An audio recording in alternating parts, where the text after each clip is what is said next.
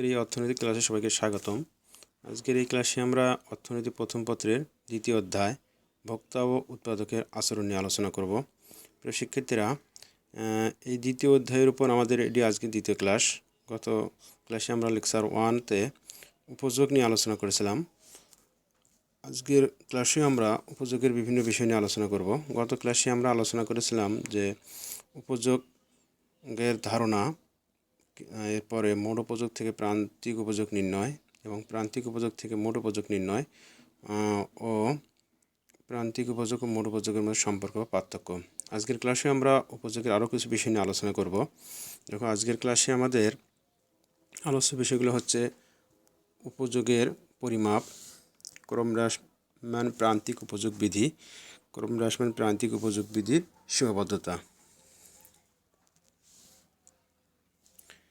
প্রথমে আমরা আলোচনা করব যে উপযোগের পরিমাপ। প্রিয় শিক্ষার্থীরা, গত ক্লাসে আমরা দেখেছিলাম যে উপযোগ পরিমাপের একক হচ্ছে ইউটিল। এই উপযোগ পরিমাপের দুটি পদ্ধতি রয়েছে। এগুলো, এক নম্বর হলো সংখ্যাবাচক পরিমাপ পদ্ধতি, দুই নম্বর হলো পর্যায়বাচক পরিমাপ পদ্ধতি। এগুলো সম্পর্কে আমরা এখন একটু ধারণা লাভ করব। প্রথমে আমরা দেখি যে সংখ্যাবাচক পরিমাপ। উপযোগকে যখন সাধারণত 1, 2, 3 ইত্যাদি কার্ডিনাল সংখ্যা দ্বারা পরিমাপ করা হয় তখন তাকে সংখ্যাবাচক পরিমাপ বলে। অর্থাৎ 1, 2, 3 এগুলো হচ্ছে কার্ডিনাল সংখ্যা, আর উপযোগকে যখন এই সব কার্ডিনাল সংখ্যা দিয়ে পরিমাপ করা হবে সেটা হলো সংখ্যাবাচক পরিমাপ পদ্ধতি। আচ্ছা, এই সংখ্যাবাচক উপযোগ ধারণা ব্যাখ্যা করেন গোসেন, জেভন্স, ওয়ালরাস, মার্শাল। এগুলো তোমাদের বহু নির্বাচনের জন্য একটু গুরুত্ব দিয়ে মনে রাখতে হবে। তাহলে সংখ্যাবাচক উপযোগ ধারণা ব্যাখ্যা করেন কারা? এটা হলো গোসেন, জেভন্স, ওয়ালরাস, মার্শাল। আচ্ছা, এরপরে আমরা দেখি যে পর্যায়বাচক পরিমাপ। উপযোগকে যখন সাধারণত ফার্স্ট, সেকেন্ড, থার্ড বা রোমান সংখ্যার 1, 2, 3 ইত্যাদি অর্ডিনাল সংখ্যা দ্বারা পরিমাপ করা হয় তখন তাকে পর্যায়বাচক পরিমাপ বলে। এই পর্যায়বাচক উপযোগ ধারণা ব্যাখ্যা করেন প্যারেটো, ফিশার, অ্যান্টোনিলি, হিক্স, অ্যালেন। এটাও তোমাদের বহু নির্বাচনের জন্য একটু মনে রাখতে হবে। তাহলে আমরা দেখলাম যে উপযোগকে যখন সাধারণত 1, 2, 3 ইত্যাদি কার্ডিনাল সংখ্যা দিয়ে পরিমাপ করা হয় তখন তাকে সংখ্যাবাচক পরিমাপ পদ্ধতি বলে। এরপরে উপযোগকে যখন ফার্স্ট, সেকেন্ড, থার্ড বা রোমান সংখ্যার 1, 2, 3 ইত্যাদি অর্ডিনাল সংখ্যা দ্বারা পরিমাপ করা হয় তখন তাকে পর্যায়বাচক পরিমাপ বলে। এবং এই সংখ্যাবাচক পরিমাপ পদ্ধতি কারা ব্যাখ্যা করেন সেটা তোমাদেরকে মনে রাখতে হবে, এবং পর্যায়বাচক পরিমাপ পদ্ধতি কারা ব্যাখ্যা করেন এটাও একটু তোমাদের ভালোভাবে মনে রাখতে হবে। এটা বহু নির্বাচনের জন্য একটু গুরুত্বপূর্ণ প্রশ্ন। এখন আমরা আলোচনা করব ক্রমহ্রাসমান প্রান্তিক উপযোগ বিধি। দেখো, এখানে একটি সংজ্ঞা দেওয়া আছে। অন্যান্য অবস্থা স্থির থেকে কোনো নির্দিষ্ট সময়ে কোনো ব্যক্তি যখন একই দ্রব্যের বিভিন্ন একক ক্রমাগতভাবে ভোগ করতে থাকে তখন মোট উপযোগ বৃদ্ধি পেলেও প্রান্তিক উপযোগ ক্রমশ হ্রাস পায়। ইহাই ক্রমহ্রাসমান প্রান্তিক উপযোগ বিধি। অর্থাৎ কোনো ব্যক্তি যখন কোনো একটি দ্রব্যের বিভিন্ন একক ক্রমাগতভাবে ভোগ করতে থাকবে তখন এখানে মোট উপযোগ বৃদ্ধি পেলেও প্রান্তিক উপযোগ ধীরে ধীরে কমবে। যেমন একটি উদাহরণ দিলে তোমাদের বিষয়টি স্পষ্ট হবে। মনে করো, একজন ব্যক্তি পরপর 5টি আপেল ভোগ করে। সেক্ষেত্রে প্রথম আপেল থেকে সে যে পরিমাণ উপযোগ পাবে দ্বিতীয় আপেল থেকে তার সে উপযোগ কম পাবে। এরপর তৃতীয় আপেল থেকে উপযোগ আরও কমবে। এরকম চতুর্থ আপেলে আরও উপযোগ কমবে, পঞ্চম আপেলে আরও বেশি পরিমাণ উপযোগ কমবে। অর্থাৎ এই ভোগ বৃদ্ধির সঙ্গে সঙ্গে তার প্রান্তিক উপযোগ ধীরে ধীরে কমতেছে। কিন্তু আমরা জানি এই যে মোট উপযোগ হলো সকল প্রান্তিক উপযোগের সমষ্টি। তাহলে এই প্রান্তিক উপযোগগুলো যদি আমরা যোগ করি সেক্ষেত্রে দেখা যাবে যে মোট উপযোগ ধীরে ধীরে বৃদ্ধি পাচ্ছে। তাহলে আমরা দেখলাম যে কোনো ব্যক্তি যখন একই দ্রব্যের বিভিন্ন একক ক্রমাগত ভোগ করতে থাকে তখন মোট উপযোগ বৃদ্ধি পেলেও প্রান্তিক উপযোগ ধীরে ধীরে হ্রাস পায়। ইহাই হলো ক্রমহ্রাসমান প্রান্তিক উপযোগ বিধি। তাহলে তোমাদের এখানে ভালোভাবে মনে রাখতে হবে যে ক্রমহ্রাসমান প্রান্তিক উপযোগ বিধির ক্ষেত্রে মোট উপযোগ বৃদ্ধি পেলেও প্রান্তিক উপযোগ ক্রমশ হ্রাস পায়। এই কথাটি একটু ভালোভাবে মনে রাখতে হবে। মোট উপযোগ বৃদ্ধি পায় কিন্তু প্রান্তিক উপযোগ হ্রাস পায়। এখন আমরা একটি উদাহরণের সাহায্যে বিষয়টি সম্পর্কে ধারণা লাভ করার চেষ্টা করব। দেখো, এখানে কুমিল্লা বোর্ড 2016 সালে এরকম একটি প্রশ্ন এসেছিল।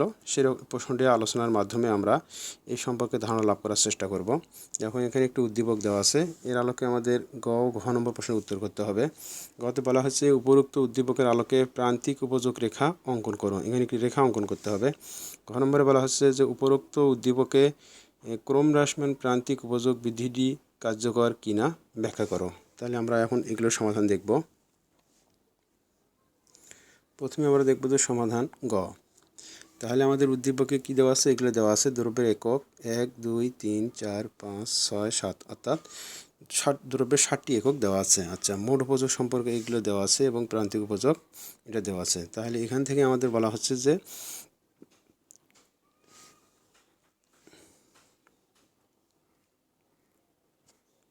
এখানে আমাদের বলা হচ্ছে গ নম্বরে যে উদ্দীপকের আলোকে প্রান্তিক উপযোগ রেখা অঙ্কন করো। প্রিয় শিক্ষার্থীরা, তোমরা এখানে একটি জিনিস খেয়াল করো যে এখানে প্রান্তিক উপযোগ রেখা অঙ্কন করতে বলা হয়েছে, কিন্তু প্রান্তিক উপযোগের মানগুলো দেওয়া ছিল না। তাহলে আমরা এখান থেকে প্রথমে কি করব, যে এখান থেকে আমরা প্রথমে প্রান্তিক উপযোগের মানগুলো নির্ণয় করব। তাহলে মোট উপযোগ দেওয়া আছে, মোট উপযোগ দেওয়া থাকলে কত ক্লাসে আমরা দেখেছিলাম যে মোট উপযোগ থেকে কীভাবে প্রান্তিক উপযোগ নির্ণয় করা যায়। তাহলে প্রথমে দেওয়া আছে প্রথম একক ভোগে মোট উপযোগ 10, তাহলে প্রান্তিক উপযোগও 10 হবে। দ্বিতীয় ওই একক ভোগে মোট উপযোগ 18, তাহলে এখানে প্রান্তিক উপযোগ কত হবে, তাহলে 18 থেকে আমরা 10 বিয়োগ করি তাহলে পাবো 8। তৃতীয় ক্ষেত্রে প্রান্তিক উপযোগ কত হবে, তাহলে আমরা 24 থেকে 18 বিয়োগ করি তাহলে পাবো 6। চতুর্থ এককের ক্ষেত্রে প্রান্তিক উপযোগ হবে, তাহলে হলো 28 থেকে 24 বিয়োগ করলে আমরা পাবো 4। অর্থাৎ পঞ্চমের ক্ষেত্রে প্রান্তিক উপযোগ কত হবে, আমরা যদি 30 থেকে 28 বিয়োগ করি তাহলে পাবো আমরা 2। আচ্ছা, ষষ্ঠের ক্ষেত্রে এই প্রান্তিক উপযোগ হবে কত, এই 30 থেকে 30 বিয়োগ করলে আমরা পাবো 0। আচ্ছা, সপ্তমের ক্ষেত্রে আমরা প্রান্তিক উপযোগ কত পাবো, 28 থেকে যদি আমরা 30 বিয়োগ করি তাহলে -2। এভাবে আমরা এখান থেকে প্রথমেই প্রান্তিক উপযোগ নির্ণয় করব। এরপরে আমরা এই রেখা অঙ্কন করব। দেখো এখান থেকে তাহলে এই সূচির আলোকে আমরা এখানে একটি রেখা অঙ্কন করেছি। দেখো লম্ব অক্ষে প্রান্তিক উপযোগ এবং ভূমি অক্ষে ভোগের পরিমাণ দেখানো হয়েছে, দ্রব্যের একক দেখানো হয়েছে। তাহলে প্রথমে তোমরা একটি এক্স অক্ষ বরাবর একটি রেখা এবং ওয়াই অক্ষ বরাবর একটি রেখা অঙ্কন করবে। তাহলে 0 থেকে এক্স অক্ষ বরাবর এবং ওয়াই অক্ষ বরাবর একটি রেখা অঙ্কন করবে। যেহেতু এখানে ঋণাত্মক মান আছে, তাহলে 0-এর নিচে পর্যন্ত আমাদের রেখাটি অঙ্কন করতে হবে ওয়াই অক্ষ বরাবর। আচ্ছা, এরপরে তোমরা দেখো যে প্রথম একক ভোগে প্রান্তিক উপযোগ হলো 10, যা আমরা এ বিন্দু দ্বারা দেখিয়েছি। দ্বিতীয় একক ভোগে প্রান্তিক উপযোগ হলো 8, যা আমরা বি বিন্দু দ্বারা দেখিয়েছি। এরপরে তৃতীয় একক ভোগে প্রান্তিক উপযোগ হলো 6, যা আমরা সি বিন্দু দ্বারা দেখিয়েছি। চতুর্থ একক ভোগে প্রান্তিক উপযোগ হলো 4, যা আমরা ডি বিন্দুতে দেখিয়েছি। পঞ্চম একক ভোগে প্রান্তিক উপযোগ হলো 2, যা ই বিন্দু দ্বারা দেখানো হয়েছে। ষষ্ঠ একক ভোগে প্রান্তিক উপযোগ 0, যা এফ বিন্দু দ্বারা দেখানো হয়েছে। এরপরে সপ্তম একক ভোগে প্রান্তিক উপযোগ -2, যা জি বিন্দু দ্বারা দেখানো হয়েছে। তাহলে আমরা কী বিন্দু পেলাম, A B C D E F G. তাহলে এখন যদি আমরা এই বিন্দুগুলো যোগ করে দেই তাহলে আমরা এই রেখাটি পাবো, অর্থাৎ প্রান্তিক উপযোগ রেখা পাবো। এভাবে আমরা এখান থেকে একটি রেখা অঙ্কন করতে পারি। দেখো এইভাবে এখানে ব্যাখ্যা করা আছে। চিত্রে প্রথম একক ভোগের প্রান্তিক উপযোগ 10, যা এই বিন্দু দ্বারা দেখানো হয়েছে। দ্রব্য ভোগের একক বৃদ্ধি পেয়ে 2, 3, 4, 5, 6 ও 7 হলে প্রান্তিক উপযোগ হ্রাস পেয়ে হয় যথাক্রমে 8, 6, 4, 2, 0, -2, যা B C D E F G বিন্দু সমূহ দ্বারা দেখানো হয়েছে। আর A B C D E F G বিন্দু সমূহ যোগ করে যে তোমাদের উত্তর শেষ। তারপর এখানে ব্যাখ্যা দেওয়া আছে, একটু দেখো। চিত্রে দেখা যাচ্ছে দ্রব্য ভোগের একক বৃদ্ধির সাথে সাথে প্রান্তিক উপযোগ ক্রমশ হ্রাস পায়, আর এই জন্য প্রান্তিক উপযোগ রেখা বাম থেকে ডান দিকে নিম্নগামী হয়। ইহাই ক্রম হ্রাসমান প্রান্তিক উপযোগ বিধি। তাহলে ক্রম হ্রাসমান প্রান্তিক উপযোগ বিধি দেখি যে ভোগের পরিমাণ বৃদ্ধির সাথে প্রান্তিক উপযোগ ক্রমশ হ্রাস পায়। আর চিত্রের মাধ্যমে আমরা তাই দেখলাম। তাই আমরা বলতে পারি যে উপরোক্ত চিত্রটি হচ্ছে একটি ক্রম হ্রাসমান প্রান্তিক উপযোগ বিধির উদাহরণ। এখন আমরা দেখব যে সমাধান ঘ। উদ্দীপকে ক্রম হ্রাসমান প্রান্তিক উপযোগ বিধিটি কার্যকর কিনা সে বিষয়ে আমাদের প্রশ্ন করা আছে। তাহলে আমরা দেখব যে ক্রম হ্রাসমান প্রান্তিক উপযোগ বিধি কার্যকর না। সূচিতে আমরা এখানে দেওয়া আছে যে উদ্দীপকে দেওয়া ছিল দ্রব্যের একক এবং মোট উপযোগ। আমরা গতে সমাধান করার সময় প্রান্তিক উপযোগ বের করেছি, তাহলে আমরা ওটাই এখানে ব্যবহার করতে পারবো। তাহলে এখান থেকে প্রথমে সর্বপ্রথম আমাদের জানতে হবে যে ক্রম হ্রাসমান প্রান্তিক উপযোগ বিধি কী। এই বিধিটি যদি জানা থাকে তারপর প্রেক্ষিতেই আমরা কিন্তু বলতে পারবো যে এখানে ক্রম হ্রাসমান প্রান্তিক উপযোগ বিধি কার্যকর কিনা। তাহলে ক্রম হ্রাসমান প্রান্তিক উপযোগ বিধির ক্ষেত্রে আমরা কি দেখলাম যে দ্রব্য ভোগের একক বৃদ্ধির সঙ্গে মোট উপযোগ বৃদ্ধি পেলেও প্রান্তিক উপযোগ ক্রমশ হ্রাস পায়। তাহলে আমরা এখন একটু দেখি। দেখো ভোগের পরিমাণ সবসময় এখানে দ্রব্যভোগের একক বৃদ্ধি পাচ্ছে 1 2 3 4 5 6 7 অর্থাৎ 7টি এককের কথা বলা হচ্ছে এখানে। তাহলে এটা বৃদ্ধি পাচ্ছে। এখানে মোট উপযোগ দেখো 10 18 24 28 30 30 28 শেষে এসে কমছে, কিন্তু মোট উপযোগ বৃদ্ধি পাচ্ছে। আচ্ছা, এখন দেখি প্রান্তিক উপযোগ প্রথমে 10, তারপর 8 6 4 2 0 -2 অর্থাৎ প্রান্তিক উপযোগ ধীরে ধীরে হ্রাস পাচ্ছে। তাহলে এর পরিপ্রেক্ষিতে আমরা কিন্তু বলতে পারতেছি যে এখানে ক্রম হ্রাসমান প্রান্তিক উপযোগ বৃদ্ধিটি কার্যকর। দেখো এখানে ব্যাখ্যাটি দেওয়া আছে। তাহলে প্রথমেই আমরা এই প্রশ্নের উত্তর করার সময় প্রথমে আমরা সূচিটি আগে দেব, তারপরে আমরা এখান থেকে আগে ক্রম হ্রাসমান প্রান্তিক উপযোগ বিধি কী সেটা আমরা বলবো। দেখো ক্রম হ্রাসমান প্রান্তিক উপযোগ বিধি অনুযায়ী আমরা জানি অন্যান্য অবস্থায় থেকে কোনো নির্দিষ্ট সময়ে কোনো ব্যক্তি যখন একই দ্রব্যের বিভিন্ন একক ক্রমাগতভাবে ভোগ করতে থাকে তখন মোট উপযোগ বৃদ্ধি পেলেও প্রান্তিক উপযোগ ক্রমশ হ্রাস পায়। তাহলে প্রথমে আমাদের কাজ হলো প্রথমে আমরা সূচিটি দেব, দেওয়ার পরে আমরা ওখান থেকে আগে ক্রম হ্রাসমান প্রান্তিক উপযোগ বিধির যে সংজ্ঞাটা আছে সেটা দেব। আচ্ছা, এরপর কীতে আমরা এখন ব্যাখ্যা করব। দেখো উপরের সূচিতে দেখা যাচ্ছে ভোক্তা দ্রব্যটির প্রথম একক হতে 10 এবং দ্বিতীয় একক থেকে 8, তৃতীয় একক থেকে 6, চতুর্থ একক থেকে 4, পঞ্চম একক থেকে 2, ষষ্ঠ একক থেকে 0 এবং সপ্তম একক থেকে -2 একক পরিমাণ প্রান্তিক উপযোগ লাভ করে। তাহলে আমি সূচি থেকে এই ব্যাখ্যাগুলো এখানে দিবে তোমরা। আচ্ছা, অর্থাৎ ভোগ বৃদ্ধির সাথে সাথে প্রান্তিক উপযোগ ক্রমান্বয়ে কমতে থাকে। তাহলে আমরা এখানে সূচিতে কী দেখতেছি যে ভোগ বৃদ্ধির সাথে সাথে প্রান্তিক উপযোগ ক্রমান্বয়ে কমতেছে। আচ্ছা, তাই উপরের সূচির আলোকে বলা যায় দ্রব্য ভোগের একক বাড়ার সাথে সাথে মোট উপযোগ বৃদ্ধি পেলেও প্রান্তিক উপযোগ ক্রমশ হ্রাস পায়। তাহলে আমরা দেখলাম যে ক্রম হ্রাসমান প্রান্তিক উপযোগ বিধির সেই সংজ্ঞা আছে, সংজ্ঞার সাথে এটা পুরোপুরি মিলে গেছে। তাহলে আমরা সুতরাং বলতে পারি বা পরিশেষে বলা যায় যে উদ্দীপকে ক্রম হ্রাসমান প্রান্তিক উপযোগ বিধিটি কার্যকর। এভাবে তোমরা এই প্রশ্নের উত্তর করবে। শিক্ষার্থীরা এখন আমরা দেখব যে উপযোগ সূচি হতে মোট উপযোগ রেখা অঙ্কন। আমরা দেখলাম যে প্রান্তিক উপযোগ রেখা অঙ্কন করা শিখলাম আমরা। এখন আমরা এখান থেকে আরেক ধরনের প্রশ্ন আসে পরীক্ষায় যে মোট উপযোগ রেখা অঙ্কন করো। তার মানে এখান থেকে উপযোগ থেকে তোমাদের দুই ধরনের চিত্র অঙ্কন করতে হবে, একটা হলো প্রান্তিক উপযোগ আর একটি হলো মোট উপযোগ। তাহলে প্রান্তিক উপযোগ রেখা কীভাবে অঙ্কন করতে হয় আমরা দেখলাম। তাহলে আমরা এখন শিখব যে মোট উপযোগ রেখা অঙ্কন। দেখো এখানে একটি বোর্ডের প্রশ্ন সমাধান করার মাধ্যমে তোমাদের এই বিষয়ে এক ধারণা দেওয়ার চেষ্টা করব আমি। দেখো ঢাকা বোর্ড 2019 সালে প্রশ্নটি এসেছিল। শাহানা পেয়ারার খুব ভক্ত, পেয়ারা ভোগের ক্ষেত্রে তার মোট উপযোগ সূচি নিম্নরূপ। তাহলে পেয়ারার একক আর মোট উপযোগ এখানে দেওয়া আছে। তাহলে এখান থেকে গ নম্বরে বলা হচ্ছে যে উদ্দীপকের তথ্যের ভিত্তিতে মোট উপযোগ রেখা অঙ্কন করো। তাহলে এখান থেকে আমাদের মোট উপযোগ রেখা অঙ্কন করতে হবে। আচ্ছা, আর ঘ নম্বরে বলা হচ্ছে যে উদ্দীপকের আলোকে মোট উপযোগ ও প্রান্তিক উপযোগের মধ্যে সম্পর্ক বিশ্লেষণ করো। গত ক্লাসে আমরা এটা আলোচনা করেছিলাম যে মোট উপযোগ ও প্রান্তিক উপযোগের মধ্যে সম্পর্ক বা পার্থক্য। তাহলে আজকে আমরা এই বিষয়টি সম্পর্কে আরও ধারণা লাভ করব। তাহলে প্রথমে আমরা দেখব সমাধান গ। সমাধান গ করার ক্ষেত্রে প্রথমে আমরা কি করব, প্রথমে যে সূচিটি দেওয়া আছে সেটা আমরা আগে দেব, এরপরে আমরা একটি রেখা অঙ্কন করব। দেখো এই সূচির প্রেক্ষিতে এখানে মোট উপযোগ রেখা কীভাবে অঙ্কন করা যায় সেটা দেখানোর চেষ্টা করা হয়েছে। দেখো এখানে প্রথম একক ভোগে মোট উপযোগ ছিল 8, যা এই বিন্দু দ্বারা দেখানো হয়েছে। দ্বিতীয় একক ভোগে মোট উপযোগ হলো কত 10, যা বি বিন্দুতে দেখানো হয়েছে। এরপরে তৃতীয় একক ভোগে মোট উপযোগ কত, মোট উপযোগ হলো 12, যা সি বিন্দু দ্বারা দেখানো হয়েছে। চতুর্থ একক ভোগেও মোট উপযোগ 12 এসে থাকে, তাহলে এটাও 12 বা ডি দ্বারা দেখানো হয়েছে। এরপর পঞ্চম একক ভোগে মোট উপযোগ হ্রাস পেয়ে কত হয়েছে 12 থেকে 10 হয়েছে, যা ই বিন্দু দ্বারা দেখানো হয়েছে। তাহলে আমরা কী কী বিন্দু পেলাম এ বি সি ডি ই।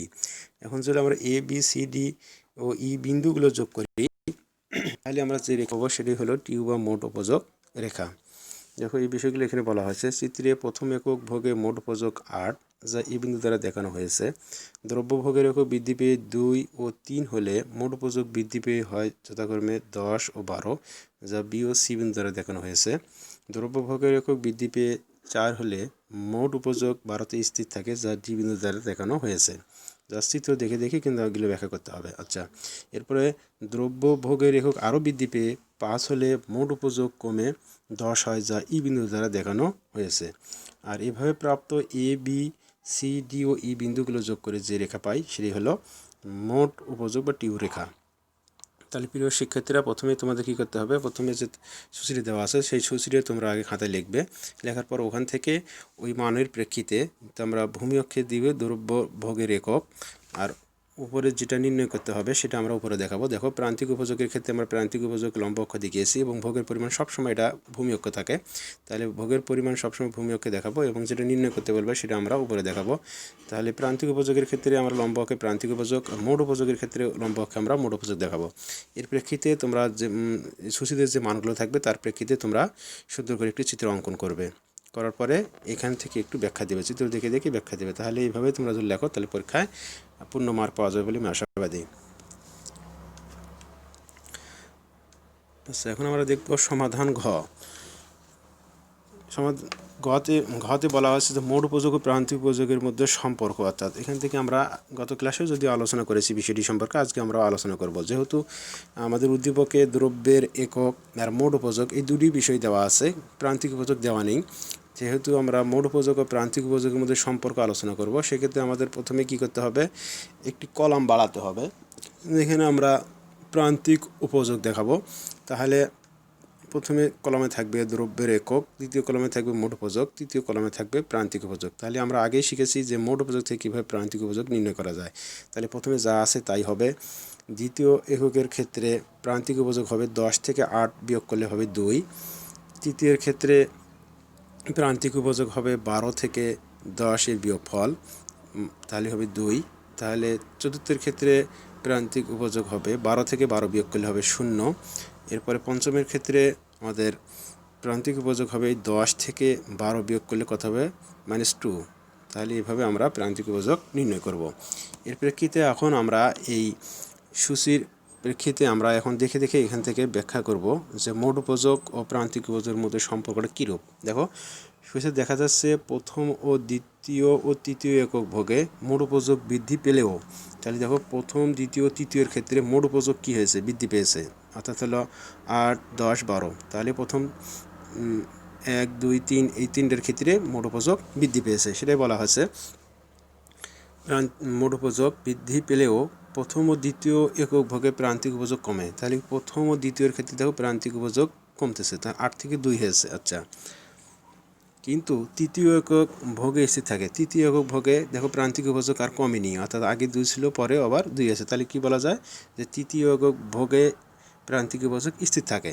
চতুর্থ একক ভোগে মোট উপযোগ সর্বোচ্চ কখন হয়, মোট উপযোগ সর্বোচ্চ হয় এই 12তে। দেখো আগেও 12, এখানেও 12। তাহলে আমরা কখন বুঝবো যে কোনটা সর্বোচ্চ, যে সময় প্রান্তিক উপযোগ আমরা আগে বলেছিলাম প্রান্তিক উপযোগ যখন 0, মোট উপযোগ যখন সর্বোচ্চ হয়। তাহলে সর্বশেষ যখন প্রান্তিক উপযোগ কমবে তার আগের অবস্থানটা নিয়েই আমরা বলবো যে এখানে মোট উপযোগ সর্বোচ্চ হয়েছে। যদিও এটা এখানেও 12, এখানেও 12, দুটি সর্বোচ্চ, কিন্তু শেষে যখন প্রান্তিক উপযোগ কমতেছে তার আগের অবস্থানটা আমাকে বলবো আমরা যে মোট উপযোগ সর্বোচ্চ হয়েছে চতুর্থ এককের ক্ষেত্রে। অর্থাৎ আমরা এটাও মনে থাকতে পারো তোমরা যে প্রান্তিক উপযোগ যখন 0, মোট উপযোগ যখন সর্বোচ্চ। তাহলে 0 হয় যখন চতুর্থ এককে, তাহলে মোট উপযোগ তখন কত, 12 সর্বোচ্চ। আচ্ছা, তাহলে চতুর্থ একক ভোগে মোট উপযোগ সর্বোচ্চ 12 হলে প্রান্তিক উপযোগ 0 হয়। এবং আবার পঞ্চম একক ভোগে মোট উপযোগ 12 থেকে কমে 10 হলে, দেখো পঞ্চমের ক্ষেত্রে 12 থেকে কমে কত হয়, 10 হয়, তখন প্রান্তিক উপযোগ ঋণাত্মক, অর্থাৎ -2 হয়। তাহলে এই সূচি দেখেই তোমরা এইভাবে ব্যাখ্যা দেবে। সুতরাং পরিশেষে বলা যায় দ্রব্য ভোগের একক বৃদ্ধির সাথে মোট উপযোগ ক্রমহ্রাসমান হারে বাড়লে প্রান্তিক উপযোগ কমতে থাকে। মোট উপযোগ সর্বোচ্চ হলে প্রান্তিক উপযোগ 0 হয়।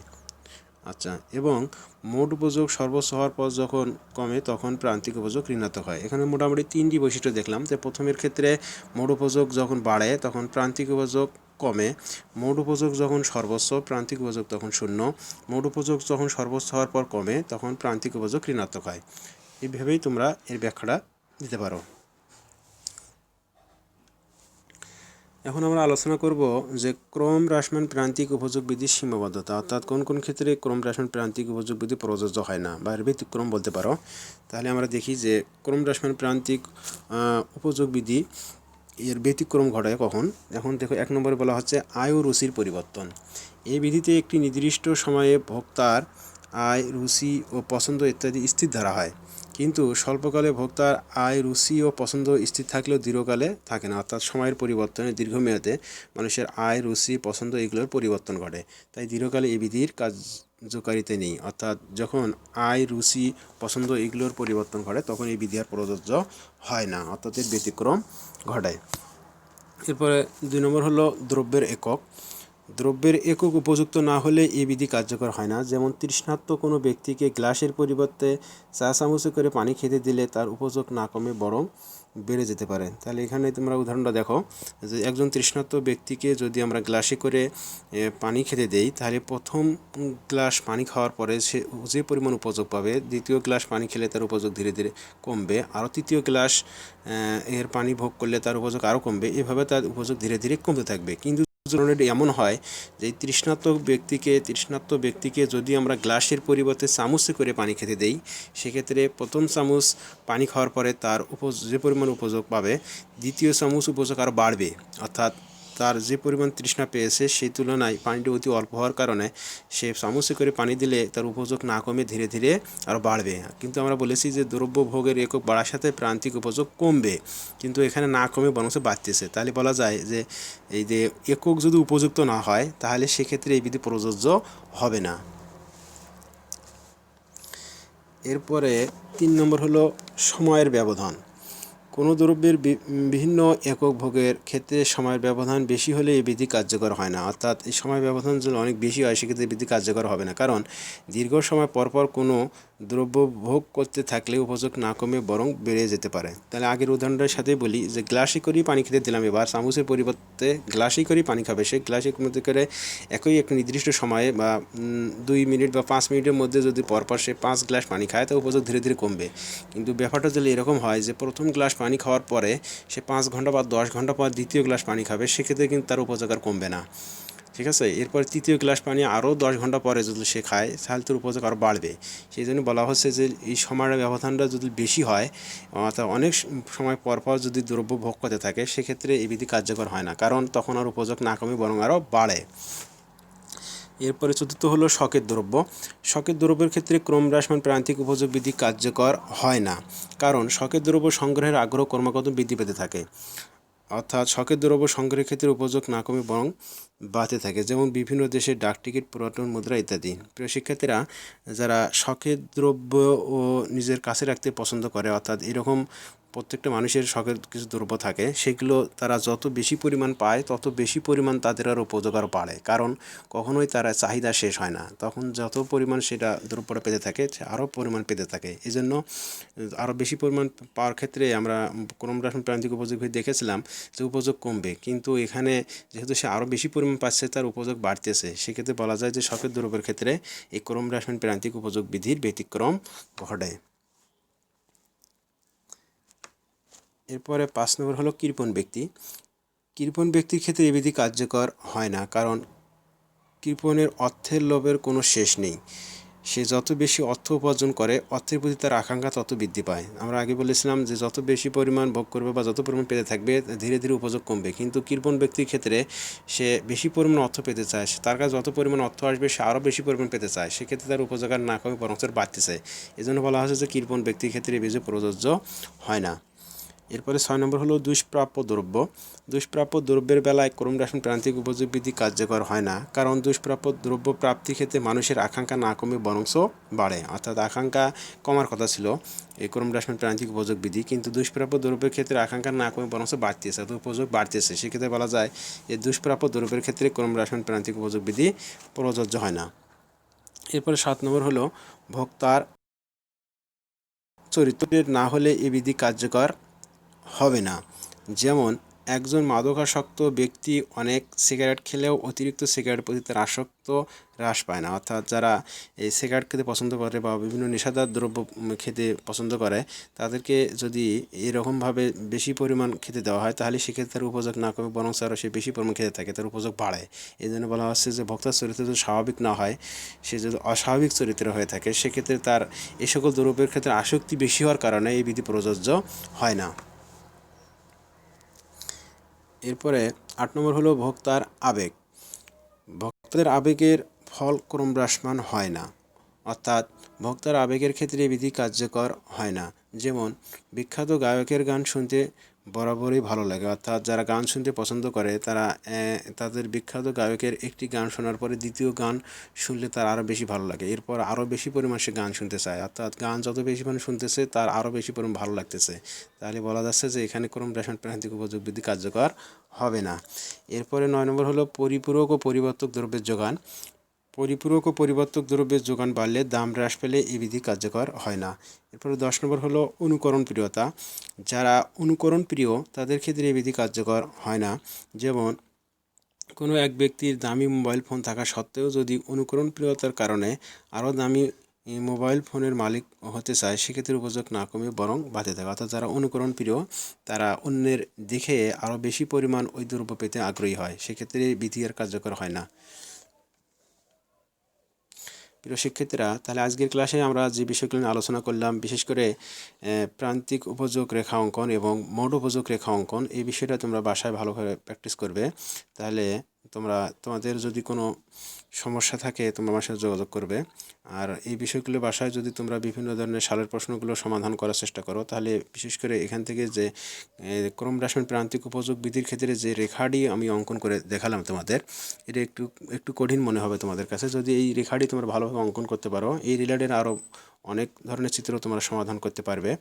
তো আশা করি তোমরা বাসায় ভালোভাবে এই বিষয়গুলো প্র্যাকটিস করবে। তাহলে আজকে এই পর্যন্তই। তোমরা সবাই ভালো থেকো, সুস্থ থেকো। সবাইকে অসংখ্য ধন্যবাদ।